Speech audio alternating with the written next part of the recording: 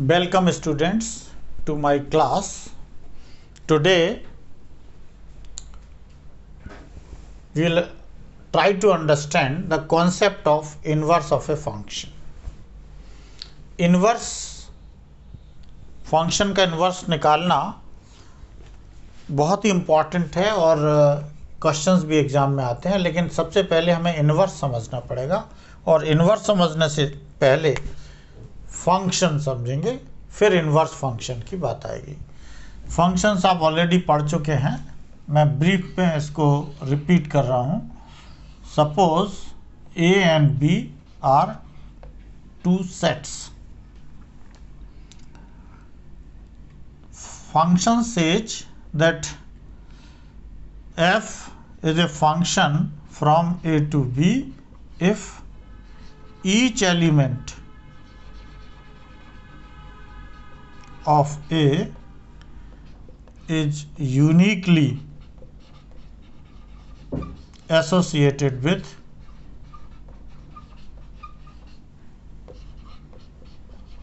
element of b.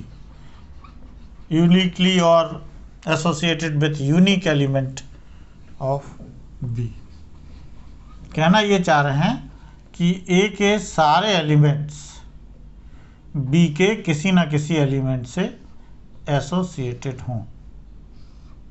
पहली और ज़रूरी कंडीशन ये है, कोई भी एलिमेंट यहाँ पर खाली नहीं होने चाहिए। फर्स्ट कंडीशन, अगर ये फंक्शन है तो यहाँ पर कोई भी एलिमेंट ऐसा ना बचे।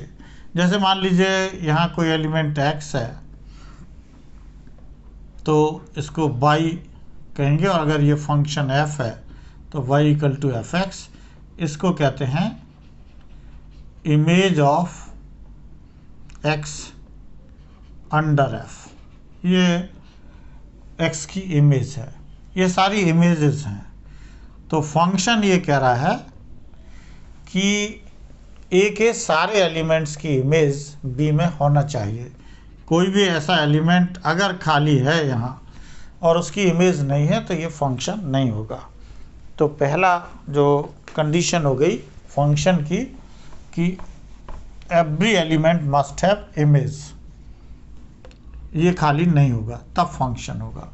दूसरा इसी में ये बताया है कि एक element uniquely associated with any element of B. Uniquely मतलब एक एलिमेंट एक से, यहाँ ये हो सकता है कि यहाँ एक से ज़्यादा एलिमेंट एक ही से एसोसिएटेड हों, लेकिन इसका उल्टा संभव नहीं है।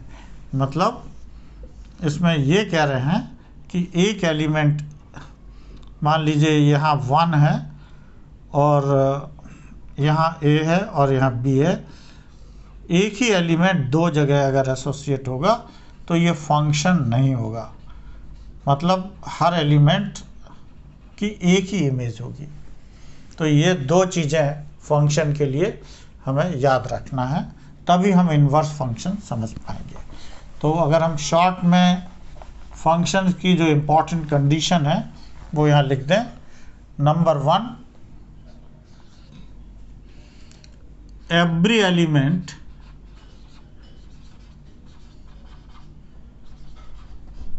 of set A has unique image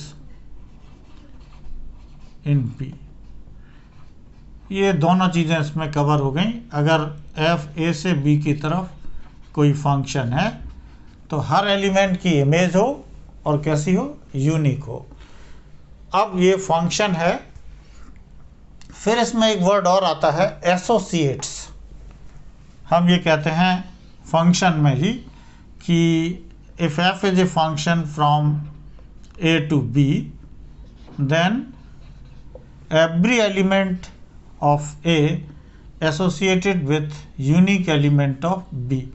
associate का मतलब क्या है? Associated means rule. रूल क्या है?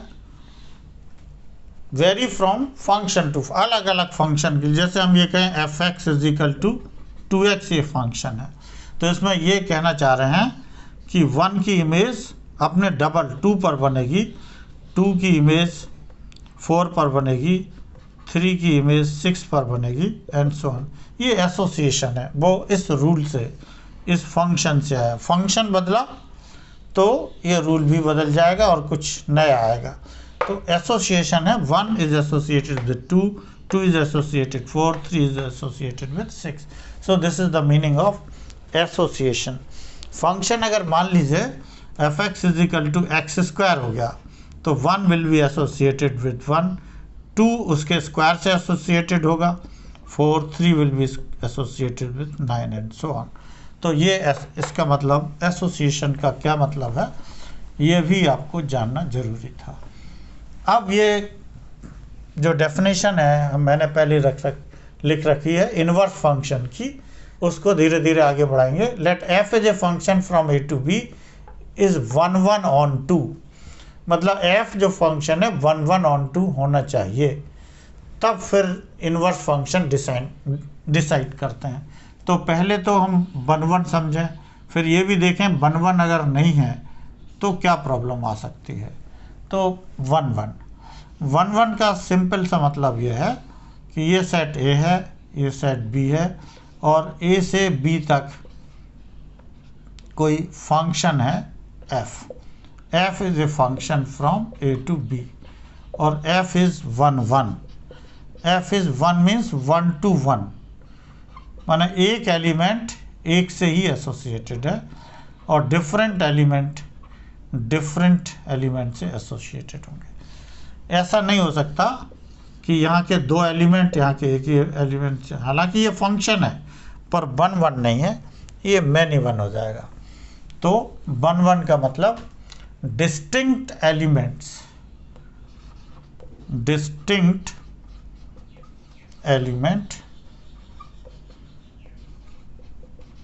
will have distinct image,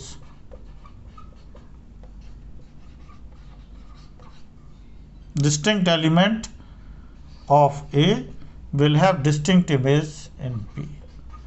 ये भी हमें पता होना चाहिए। तो F is 1 1 का मतलब 1 to 1 है। अगर मान लीजिए 1 2 3 4 हैं, A B C D, मैंने 1 ए से एसोसिएटेड है, 2 बी से, 3 सी से, 4 डी से, ये सारे डिस्टिंक्ट एलिमेंट्स हैं और ये भी सारे डिस्टिंक्ट एलिमेंट होंगे। अब देखें ऑन टू, इसी में अगर हम बताएं ऑन टू, तो ऑन टू क्या होगा। ऑन टू है यहाँ कोई एलिमेंट खाली नहीं होना चाहिए, सेट बी में कोई भी एलिमेंट खाली नहीं होना चाहिए। या हम दूसरे शब्दों में ये कहें कि बी सेट, अगर एफ ए से बी की तरफ एक फंक्शन है तो सेट बी के सारे एलिमेंट्स ए के किसी ना किसी एलिमेंट की इमेज होनी चाहिए। ए किसकी इमेज है 1, बी किसकी इमेज है 2, सी 3 की इमेज है, डी, और ये अगर इस एलिमेंट को ई मान लें तो ई किसकी इमेज है, किसी की नहीं है। तो अगर ई इमेज नहीं है मतलब यहाँ पर कोई एलिमेंट खाली है, तो ये ऑन टू नहीं है। ऑन टू तब होगा जब मान लीजिए यहाँ पर कोई एलिमेंट एग्जिस्ट कर रहा है और वो इससे एसोसिएटेड है, तब ये ऑन टू हो जाएगा। और उस केस में हमें ये भी पता है कि जो इमेजेस का सेट होता है, सेट ऑफ इमेजेस, ये रेंज कहलाता है। इस केस में जब ऑन टू है तो हम ये कह सकते हैं कि जो रेंज है ये बी कोडोमेन भी कहते हैं, कोडोमेन ऑफ बी है। ये सारी डेफिनेशंस आप पिछले वीडियो में पढ़ चुके हैं। Codomain of not be of function का ये डोमेन है, ये कोडोमेन है, और रेंज क्या है, इमेजेस का सेट है। अगर ये पोजीशन होती कि ई किसी की इमेज नहीं है तो ई रेंज में नहीं आएगा, वो बाहर ही रहेगा। सो this is the meaning of 1 1 on 2। तो फंक्शन की डेफिनेशन समझ ली, 1 1 ऑन 2 हमने रिवाइज कर लिया। अब हम देखेंगे कि 1 1 ऑन 2 नहीं है तो क्या होगा। y क्वेश्चन अगर हम ये पूछे y 1 1 ऑन 2, y 1 1 ऑन 2, तो देख लीजिए, मान लेते हैं कि लेट f इज नॉट 1 1। एक एग्जाम्पल से समझने की कोशिश करिए। ये a है, ये b है, ये फंक्शन 3 एलिमेंट हम ले लेते हैं और a से एसोसिएटेड है। यहाँ पे ले लीजिए 1 2 3 a एंड b सपोज। तो 1 a से है, 2 b से और 3 भी b से है, माने दोनों की इमेजेस सेम है। ये पॉसिबल है, उल्टा नहीं है कि ये एलिमेंट दो जगह एसोसिएटेड हो। तो ये फंक्शन तो है, a से b तक फंक्शन है। अब ये 1 1 नहीं है, ये कहलाएगा मैनी 1। तो अगर ये फंक्शन f है तो g हमने पहले डिफाइन कर रखा है कि g b से एक ही तरफ एक फंक्शन है। तो हम ये देखेंगे कि अगर ये 1 1 नहीं है तो g की क्या पोजीशन बनेगी। इसके लिए एक दूसरा फिगर बना लीजिए। अब ये g है b से एक ही तरफ, तो b में क्या एलिमेंट है, a और b, और यहाँ पर कौन कौन से हैं, 1 2 3। a किससे एसोसिएटेड है, 1 से। b किससे एसोसिएटेड है, 2 से भी और 3 से भी। तो ये आप देख रहे हैं कि ये जो दो एलिमेंट्स हैं इनसे b अकेला एसोसिएटेड है, जबकि डेफिनेशन क्या कह रही है फंक्शन की कि every element of set A has unique image in B. एक एलिमेंट की एक ही इमेज होनी चाहिए, यहाँ तो इसकी दो दो इमेज हैं। तो इसका मतलब क्या हुआ, अगर ये फंक्शन g है तो g is not a function. अगर ये g कोई रूल है तो g is not a function, g एक फंक्शन नहीं होगा। और जब g फंक्शन ही नहीं होगा तो इन्वर्स फंक्शन की बात नहीं आएगी। तो इसका मतलब क्या हुआ कि f 1 1 होगा तभी g means inverse of f exist करेगा। इसी तरह से ऑन टू और देख लीजिए, y let f is not onto. Not onto का मतलब क्या हुआ कि b में एक एलिमेंट ऐसा है जो a के किसी भी एलिमेंट की इमेज नहीं है, तो ये खाली है, तो b में यहाँ भी खाली रहेगा। अब आप देखें पोजीशन कि डेफिनेशन क्या कह रही है, every element of set A has unique image in B. हर एलिमेंट की इमेज होनी चाहिए, हर एलिमेंट की इमेज होनी चाहिए। तो आप देख रहे हैं कि ये जो एक एलिमेंट है इसको तो हम हटा देते हैं, ये 1 1 के लिए हमने रखा था। अब थोड़ा स्लाइटली चेंज करते हैं कि ये 1 1 है, तो जब 1 1 है तब ठीक है 3c से एसोसिएटेड हो गया, लेकिन यहाँ एक एलिमेंट खाली है। तो इसको हम थोड़ा और b 1 2 3, 2 किससे है, b से, और c 3 से, लेकिन इसमें एक नीचे एक एलिमेंट और है जो यहाँ किसी की इमेज नहीं है, और जब b से एक ही तरफ बात कर रहे हैं तो यह एक एलिमेंट खाली हो गया। और फंक्शन की डेफिनेशन को फिर अगर वापस जाएं तो वो कह रहे हैं every element of set A. Set ए का मतलब इस साइड अगर हम चल रहे हैं, सेट ए का प्रत्येक एलिमेंट की यूनिक इमेज होना चाहिए, प्रत्येक एलिमेंट, लेकिन इसकी तो कोई इमेज नहीं है, तो फिर ये कहेंगे g is not a function. तो अगर f 1 1 ऑन 2 नहीं है तो ये फंक्शन नहीं होगा। ये बहुत इंपॉर्टेंट फैक्ट है जो हमने सीखा। तो इस तरह से ये डिसाइड हो गया कि f should be 1 1 and on 2। अब इसके बाद आपने कुल ये समझ लिया कि फंक्शन होने चाहिए, दूसरा आपने ये समझा कि f 1 1 होना चाहिए, और तीसरा ये समझा कि f ऑन 2 होना चाहिए। अब g is also a function, g is also a function. वो कह भी रहे हैं क्वेश्चन में कि जी इज ए, जो डेफिनेशन है कि जी एक फंक्शन है जो each element of Y belongs to B a unique element of X belongs to A. किस तरह से?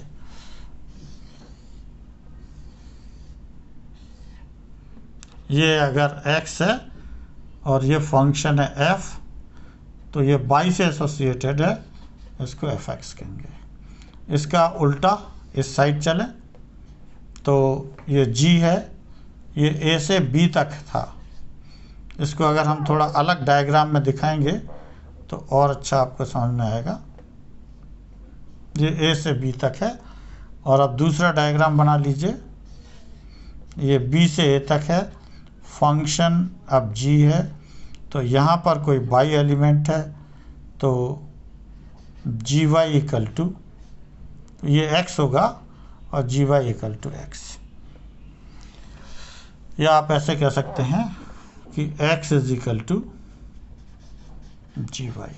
f एक फंक्शन है a से b की तरफ, तो g दूसरा फंक्शन b से a की तरफ, ये a से b की तरफ, तो ये होगा b से a की तरफ, तो x होगा gy। तो इससे ये भी क्लियर हुआ कि अगर f 1 है और ऑन टू है तो g भी 1 ऑन टू होगा, क्योंकि f एक फंक्शन है, g एक फंक्शन है। तो अगर हम इसको ओरिजिनल फंक्शन मान लें कि g एक फंक्शन है और इसका इन्वर्स f है, तो हमें ये पहले से पता है कि 1 ऑन टू होने पर भी इन्वर्स एग्जिस्ट करता है। सो ये this is true from both sides. मतलब हम इसमें फाइनली ये कहना चाहते हैं कि g is also a function and g is 1 onto. एक चीज इसमें और है, फिर से अगर आप इसको समझें, a है, b है और x ले लीजिए, y ले लीजिए, इक्वल टू fx। a को क्या कहेंगे? a को कहते हैं domain of f, domain of f। और b को क्या कहेंगे? कोडोमेन भी कहते हैं, और कोडोमेन और रेंज बराबर हैं, इसलिए हम इसको रेंज ही लिखेंगे। तो a है डोमेन और b है रेंज। जब इनवर्स फंक्शन हम डिफाइन करेंगे, यहीं से मान लीजिए ये इस तरफ आ गया और ये अब g हो गया, तो अब ये b से a की तरफ है, तो जो ये डोमेन है f का और ये रेंज है f की। तो जो रेंज जो b जो रेंज है, अब g की डोमेन बन जाएगी और ये g की रेंज बन जाएगी। यानी ये डोमेन और रेंज है f का, तो ये हो जाएगा डोमेन और रेंज g का। इसको एक बार हम फिर से अलग अलग फिगर्स में लिखेंगे तो और क्लियर हो जाएगा।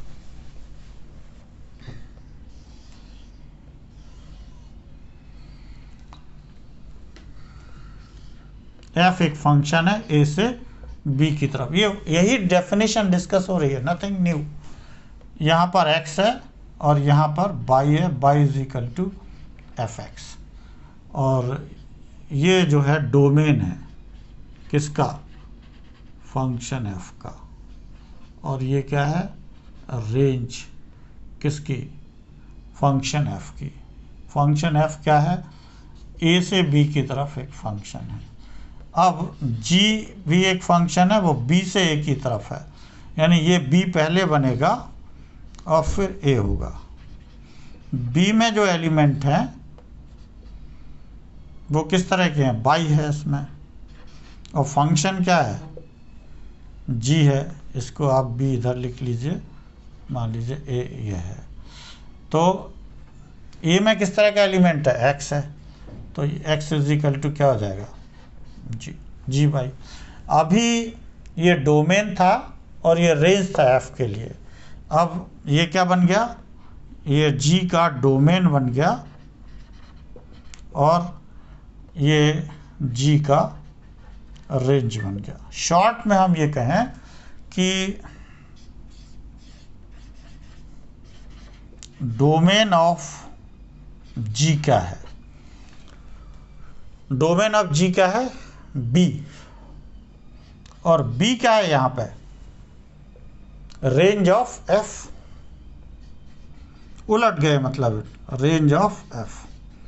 अब अगर हम रेंज ऑफ जी कहें, क्या है? Range of G. Range of G क्या है? रेंज ऑफ जी है यहाँ पे ए। जी ये है, बी से ए की तरफ है, यानी डोमेन ये रेंज है। तो जी की रेंज क्या है? ए। और ए क्या है यहाँ पे? Domain of F.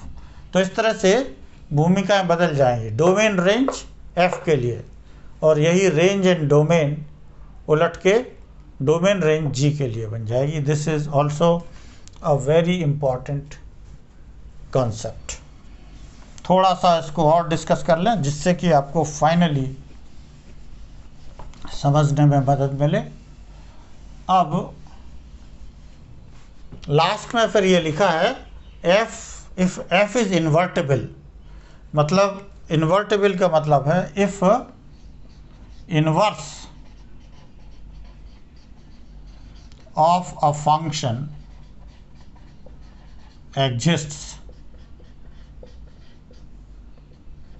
it is called invertible.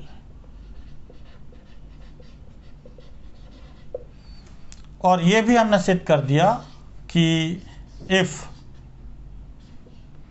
f is 1 1 on 2,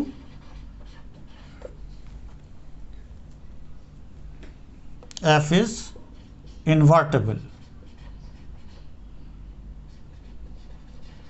ये लिखा है f is invertible, it must be 1 1 on 2, and conversely if it is 1 1 on 2 it must be invertible. Invertible है तो 1 1 and on 2 है, दोनों साइड से। अगर invertible है तो फंक्शन क्या है? 1 1 on 2। और इस तरफ से भी उतना ही सही है कि अगर 1 1 on 2 फंक्शन है, 1 1 on 2 फंक्शन है तो ये इन्वर्टेबल है।